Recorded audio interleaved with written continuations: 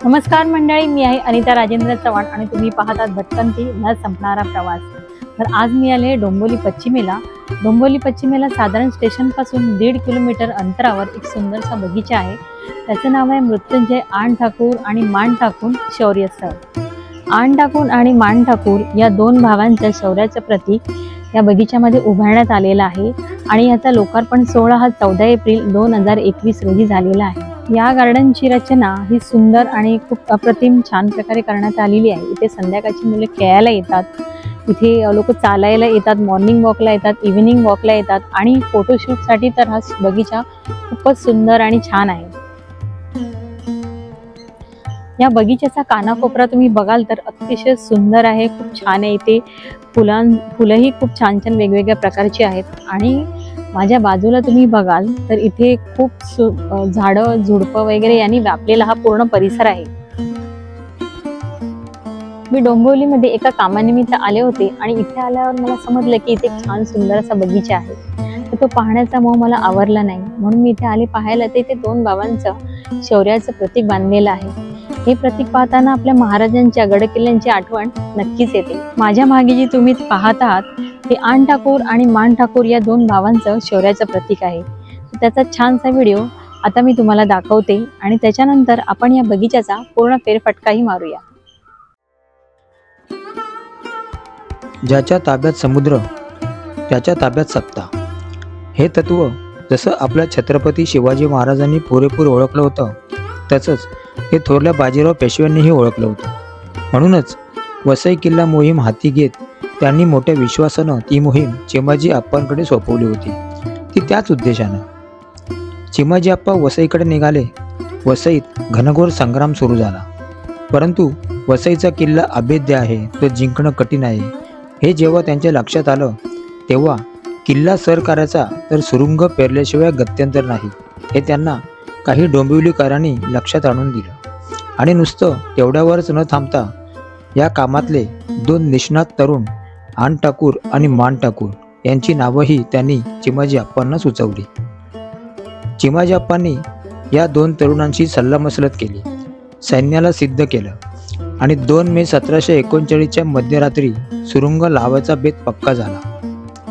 या दोन तरुणांनी वसई किल्ल्याच्या बुरुजाला चिरे पाडून सुरुंग भरला।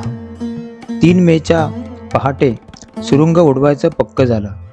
या सुरुंगाच्या स्फोटाने बुरुज उद्ध्वस्त करून मराठ्यांचे सैन्य किल्ल्यात घुसले, परंतु आण ठाकूर व मान ठाकूर यांना स्फोटात बलिदान द्यावं लागलं। किल्ल्यात घुसलेल्या मराठी सैन्याने हर हर महादेवाच्या घोषणा देत संघर्ष करून पोर्तुगीजांचा झेंडा उतरवून तेथे भगवा फडकवला आणि सैन्य परतले।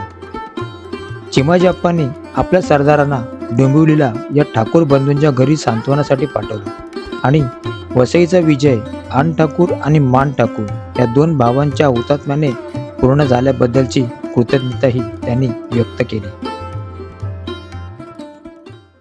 आपण हे शौर्य स्थळ पाहिल्यावर आपल्याला आली ना महाराजांच्या गडकिल्ल्यांची आठवण, तसेच आपण आता या बगीच्याचा पूर्ण एक फेरफटका मारूया।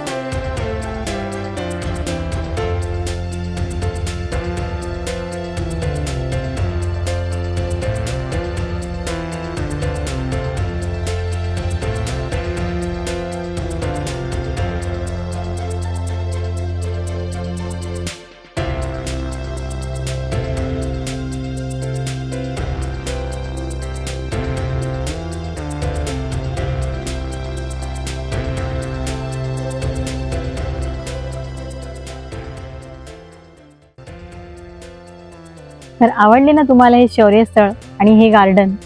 डोंबिवलीकर तर इथे नक्कीच येऊन गेले असतील, पण जे डोंबिवलीच्या बाहेर आहेत किंवा डोंबिवलीमध्ये काही कामानिमित्त तुम्ही इथे आलात तर या शौर्य स्थळाला आणि या गार्डनला नक्कीच भेट द्या. मृत्युंजय आण ठाकूर आणि मान ठाकूर यांच्या शौर्यस्थळाचा हा व्हिडिओ आणि हा बगीचा तुम्हाला कसा वाटला हे कमेंट करून आम्हाला नक्की सांगा. आणि हो, आमचे भटकंती न संपणार प्रवास या जर चॅनलला जर तुम्ही सबस्क्राईब केलं नसेल तर आत्ताच सबस्क्राईब करा. पुन्हा भेटू एका नवीन व्हिडिओसह. तोपर्यंत स्वतःची काळजी घ्या. आयुष्य खूप सुंदर आहे. फिरत राहा. धन्यवाद.